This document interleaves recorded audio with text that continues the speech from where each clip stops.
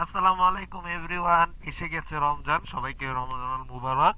কিন্তু অনেকের মনে আতঙ্ক এখনো আছে যে এইচএসসি 26 ব্যাচ এবং এসএসসি 26 ব্যাচ দুই পক্ষেই অনেকেই চিন্তা করতেছেন যে মানে সামনে পরীক্ষা, এখন রমজান মাসে কিভাবে কামব্যাকটা দিব বা রমজান মাসটাকে যে ইউটিলাইজ করেও কামব্যাক দেওয়া পসিবল সেইটা আজকের ভিডিওতে দেখাবো ইনশাল্লাহ। আজকের ভিডিও দেখে কিন্তু আমি আগে একটু বলে দেই যে আজকের ভিডিওটা কিন্তু এক্সট্রা অর্ডিনারি, যারা শুধুমাত্র তাদের জন্য, যারা ডেডিকেটেড তাদের জন্য। একদম মাথা নষ্ট করা, আপনারা প্রথমেই বলতে পারেন ভিডিওটা দেখে যে আমি একজন পাগল, কিন্তু আপনারা যখন এটা আপনার লাইফে ইমপ্লিমেন্ট একবার করে ফেলতে পারবেন, আপনি তখন দেখবেন যে রমাদান মাসটাকে আপনি কিভাবে কাজে লাগাচ্ছেন।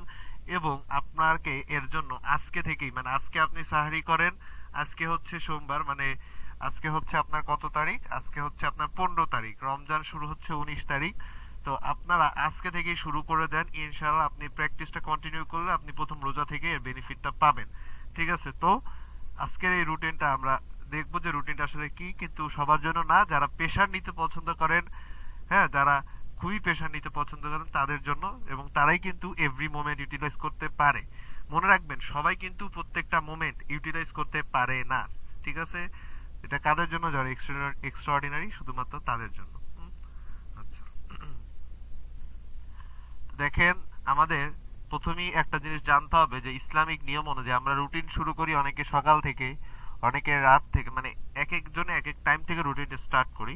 তো ইসলামিক নিয়ম অনুযায়ী যেহেতু দিন শুরু হয় আপনার চাঁদ ওঠার মাধ্যমে, অর্থাৎ আমাদের ধরেন 19 তারিখ যদি রমজান হয়, সেক্ষেত্রে যদি 18 তারিখ আমাদের সেহরি করা লাগে, তো সেক্ষেত্রে কিন্তু আপনার মানে ওই 18 তারিখ থেকেই রমজান শুরু। আমরা বলি যে ঈদের চাঁদ ওঠা মানে ঈদের দিনটা শুরু, তো চাঁদ ওঠার মাধ্যমে দিনের শুরু হয়। তাই আমরাও কি করব, রুটিনটা ইফতারের পর থেকে শুরু করছি, মানে সন্ধ্যার টাইম থেকে। ঠিক আছে? তো আসেন এখন আমরা শুরু করি, লেটস স্টার্ট। ওকে, আচ্ছা। তো দেখেন, প্রথমে ইফতারের পরে আমাদের যে এশার নামাজের আগে আমরা 1 ঘন্টা মানে সেলফ স্টাডি করবেন। মানে ইফতারের পরে আপনি আপনার রুমে আসবেন বা পড়ার টেবিলে আসবেন, একটা বোতল পানি নিয়ে নেবেন সাথে, এবং ধুমায় আপনি 1টা ঘন্টা, মানে আপনাকে যে অনেকেই বলবে ইফতারের পরে 1 ঘন্টায় তুমি এমসিকিউ করো বা সিকিউ করো, তো তাদের জন্য মানে এমসিকিউ করো বা সিকিউ করো। তো সেক্ষেত্রে আপনি এমসিকিউ সিকিউ না করে আপনি একটা আপনার মেইন পড়াটাই পড়েন, আপনার পড়াগুলো কাভার দিতে থাকেন, কারণ 1 ঘন্টা হচ্ছে অনেক এনাফ। এবং 1 ঘন্টা পড়ার পর আপনার কাভার হবে না, আপনার এর জন্য কি করতে হবে, এশার নামাজের পরে 30-40 মিনিট ওই বাকি পড়াটা পড়বেন। আদারওয়াইজ হচ্ছে, যদি এই 1 ঘন্টা আপনার পড়া কমপ্লিট হয়, সেক্ষেত্রে আপনি সারাদিন কি পড়লেন সেটা একবার রিভাইজ করবেন, এবং অথবা আপনি নোট করতে পারেন, অথবা আপনি অনলাইনে এক্সাম দিতে পারেন, বা নিজে নিজে এক্সাম বা এমসিকিউ দিতে পারেন, প্র্যাকটিস করতে পারেন। তো এইটা করে আপনাকে কি করতে হবে, একদম নিয়ম অনুযায়ী আপনাকে ঘুমায় যেতে হবে। কয়টা বাজে? আপনাকে ঘুমোতে হবে 10টা থেকে, রাত 10টা বাজে একদম আপনাকে বেডে লাইট অফ করে শুয়ে পড়তে হবে। বিকজ এখন আপনারা বলতে পারেন যে তারাবি পড়বো। আচ্ছা ভাইয়া, আপনি যে তারাবি পড়বে, হুম, আপনার তারাবি এখন বর্তমানে আমাদের এখানে হচ্ছে মসজিদে 8টা বাজে হচ্ছে আজান হয়। তো 8টা বাজে যদি আজান হয়, সেক্ষেত্রে আমার মনে হয় যে তারাবি কমপ্লিট করতে করতে 9:30 বাজবে বা 9:45। এরপর এসে বাসায় ডেডিকেটেড থাকলে আপনি মোবাইল টাচ না করলে আপনি কিন্তু ঘুমায় পড়তে পারেন। ঠিক আছে? আচ্ছা।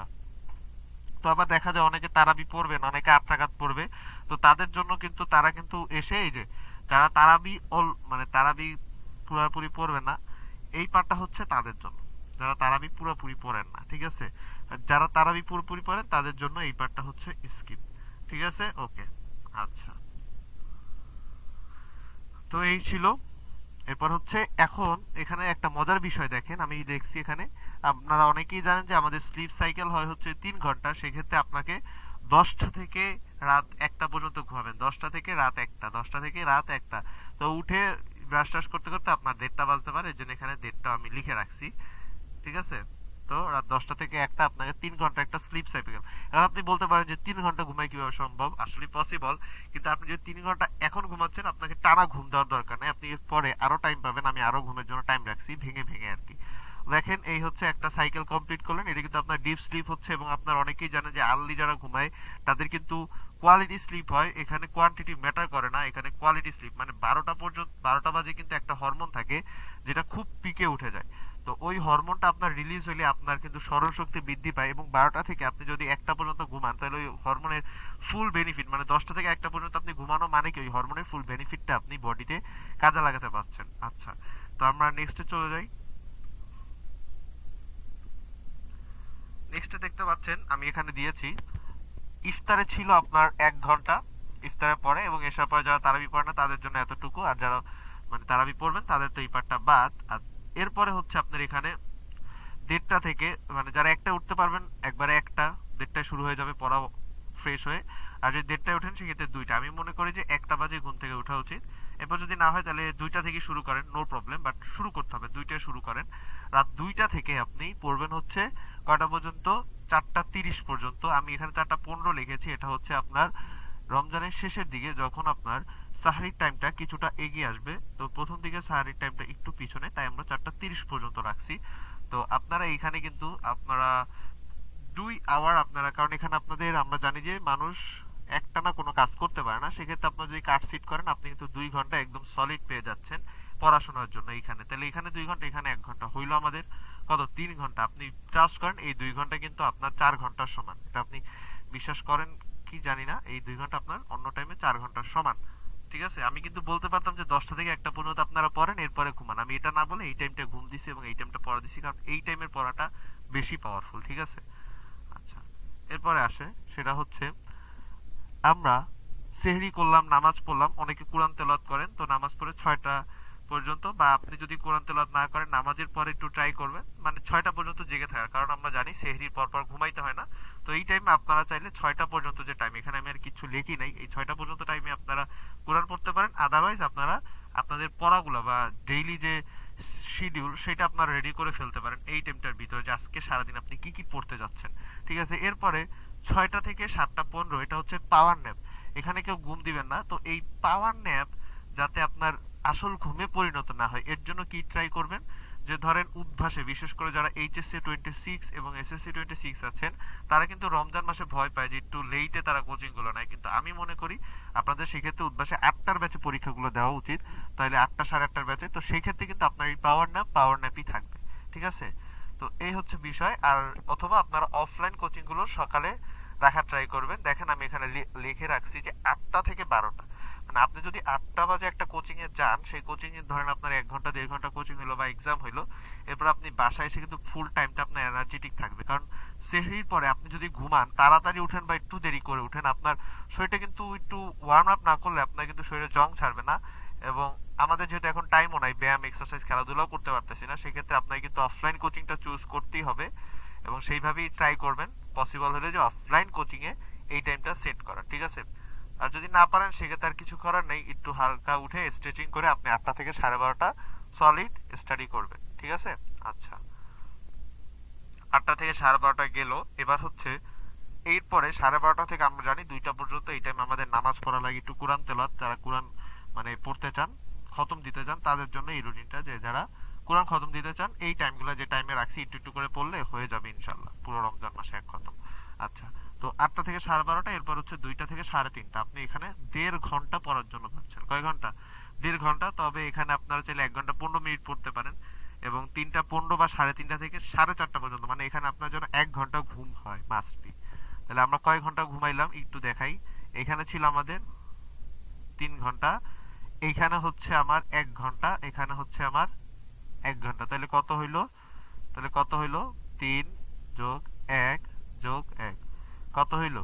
আমাদের কিন্তু টোটাল আপনার 5 ঘন্টা ঘুম হয়েছে। এই 5 ঘন্টা মোর দেন এনাফ, এনাফের চাইতেও বেশি। ঠিক আছে, 5 ঘন্টা ঘুম এনাফ। এরপরে 4:30 থেকে আপনি যে এই ঘুমটা আমি কেন এই টাইমে দিলাম, এই টাইমে দেওয়ার কারণ হচ্ছে আসরের আগে যদি আপনি এই টাইমটা একটু পড়েন, কারণ আপনি নামাজ পড়ে আসবেন তখন আপনার গায়ে একটু এনার্জি থাকবে, কিন্তু 1 ঘন্টা পড়ার পর আপনি দেখবেন আপনার এনার্জি কোথায় চলে যায় আপনি টেরও পাবেন না, তখন এমনি ঘুম আসবে।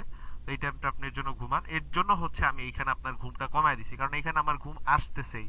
আবার সেহরির পরেও দেখবেন পড়াটা একটু কষ্টকর হয়ে যায়, যেহেতু আমরা পানি খাইতে পারি না।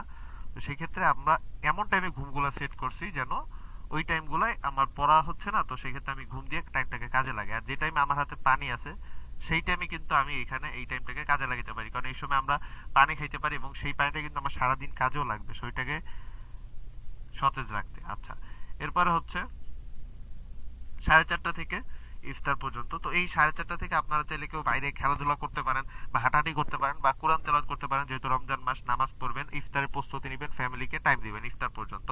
হ্যাঁ, বা আপনারা যারা অনেকে আছেন, আমি জানি যে যারা এইচএসসি তে থাকেন বিশেষ করে, তারা অনেকে আপনার টিউশনই পড়াতে পারেন একটা তো আমি মনে করি যে এইচএসসি লাইফে যদি কারো ক্রাইসিস না থাকে সেক্ষেত্রে টিউশনি পড়ানো উচিত না। যদি ক্রাইসিস থাকে টাকা পয়সা, সেক্ষেত্রে একটার বেশি টিউশনি পড়ানো উচিত না। তো আপনি যদি একটা টিউশনি পড়ান, এই টাইমটাতে আপনি সেট করেন, কারণ এই টাইমে আপনার নিজের পড়ার জন্য মাথা কাজ করবে না।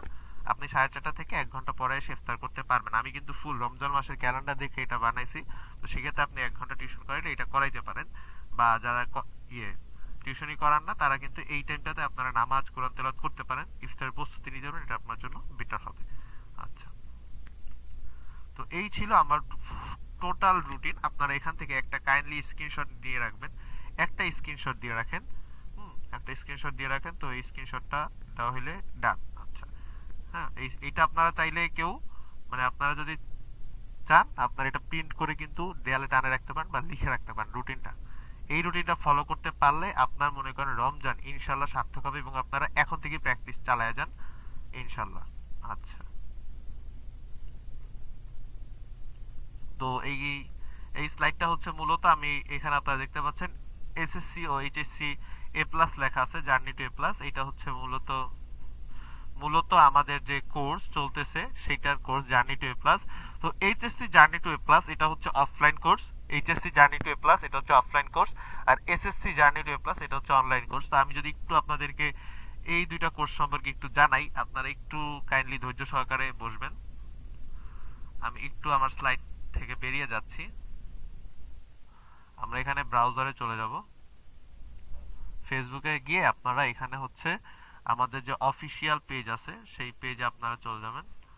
আহ, আমাদের গ্রুপেও আপনারা এই জিনিসটা পেয়ে যাবেন, জ্ঞানটিন এই যে গ্রুপটা, এই গ্রুপে আমি হচ্ছে আপনার পোস্ট করছি HSC journey to A plus এর যেটা, এটা হচ্ছে অফলাইন। এখানে হচ্ছে আমাদের এই যে, আমি কিন্তু ক্লাসগুলো নিব না, এই ক্লাসগুলো হচ্ছে অফলাইন ক্লাস, খুবই খুবই দক্ষ যারা কিন্তু একটা সরকারি কলেজের টিচার, তারা হচ্ছে এই ক্লাসগুলো নেবেন, খুবই ভালো। এবং হচ্ছে তারা উইকলি আপনার 2টা ক্লাস এবং চ্যাপ্টার ওয়াইজ এক্সাম দেওয়া থাকবে, 2টা ক্লাস এবং হচ্ছে চ্যাপ্টার ওয়াইজ এক্সাম, সেটা হচ্ছে সকালে। এবং হচ্ছে আপনার এখানে কিন্তু এক্সামগুলো খুবই ভালো হবে এবং হচ্ছে আপনার ক্লাসটাও হবে। তো সেই ক্ষেত্রে কিন্তু আপনার দুইটাই হচ্ছে, যাদের গ্যাপ আছে তারা কিন্তু এই টাইমটাতে গ্যাপটাও ফিল আপ করে এক্সাম দিতে পারবেন, কারণ উদ্ভাসের মতো এরকম তাড়াহুড়া রুটিন এটা না। এবং সবচাইতে মজার বিষয় হচ্ছে এরকম টাইপের কোর্সে আমরা জানি যত হাই রেটেড ভাইয়ার আছে তারা কিন্তু আপনার ফিটা একবারে নিয়ে নেয়, কিন্তু এই কোর্সটাই কিন্তু আপনার ফিসটা একবারে দেওয়া লাগবে না। আপনি মান্থলি পেমেন্ট সিস্টেমে টিচারদের সাথে কথা বলে মান্থলি পেমেন্ট সিস্টেমে আপনি দিতে পারেন। তো ফাইনাল রিভিশন এখানে লেখা আছে, কিন্তু এটা আসলে ফাইনাল রিভিশন না, এটা হচ্ছে, আমি যদি একটু দেখাই আপনাদেরকে, এটা ফাইনাল রিভিশন না, এটা হচ্ছে,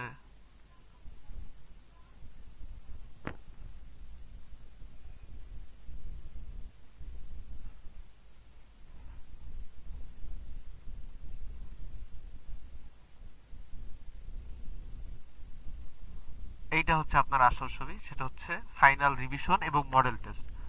ফাইনাল রিভিশন এবং মডেল টেস্ট, তো এখানে আপনারা চাইলে এনরোল করতে চাইলে আমাদের কমেন্ট করেন, আমি সিস্টেমটা বা লিঙ্কটা আপনাকে দিয়ে দিব বা বুঝিয়ে দিব। আর হচ্ছে এবার হচ্ছে এসএসসি দের নিয়ে, এসএসসি দের নিয়ে যে আমাদের চিন্তা ভাবনা, সেটা হচ্ছে এসএসসি দের জন্য এখানে একটা গ্রুপ আছে। আমি গ্রুপটা একটু যদি আপনাদের দেখাই, এই যে দেখেন, এটা লিখে আপনারা ফেসবুকে সার্চ করবেন বা কমেন্টে আমি কিন্তু লিঙ্ক দিয়ে দিব। এটা লিখে সার্চ করলে, যেহেতু স্টুডেন্ট কম, এখানে আমরা গ্রুপে গুগল মিটিং লিঙ্ক দিয়ে দেই। দেখেন, এই যে একটা যদি গুগল মিটিং লিঙ্ক দেখাই, এই মানে জয়েন হয়ে এই ফর্মটা ফিল আপ করবেন। ফর্মটা ফিল আপ করে SSC 26 যারা আছেন আমাদের কোর্সে জয়েন হইতে পারবেন। এবং কোর্সে জয়েন হলে আমি একটু সিস্টেমটা যদি বলি, সেটা হচ্ছে প্রতিদিন কিন্তু আপনার এই যেরকম গুগল মিটিং দিয়ে দেই, গুগল মিটিং এ আপনারা সরাসরি আমার সাথে কথা বলে আপনাদের সকল সমস্যা ডিসকাশনের মাধ্যমে সমাধান করতে পারেন। এটা কিন্তু আপনার কমপ্লিটলি ফ্রি। আগেরটা যদিও HSC 26 এর জন্য অফলাইন ব্যাচ, সেটা হচ্ছে পেইড, কিন্তু এটা কিন্তু আপনার কমপ্লিটলি অনলাইন এবং ফ্রি। এখানে কিন্তু কোনো ক্লাস হবে না, গাইডলাইন হবে এবং মেন্টরিং হবে। আপনারা চাইলে সেক্ষেত্রে আমি ক্লাসগুলো দিতে পারি। আমার ইউটিউবে অলরেডি এসএসসি দের জন্য ইলেকট্রন বিন্যাসের ক্লাস আমি দিব, সামনে জোয়ার ভাটার ক্লাস আছে। তো কাইন্ডলি আপনারা যদি যুক্ত হতে চান কেউ, দ্রুত যুক্ত হয়ে যাবেন। এই ছিল আজকে ক্লাসে। তো ধন্যবাদ সকলকে। আসসালামু আলাইকুম।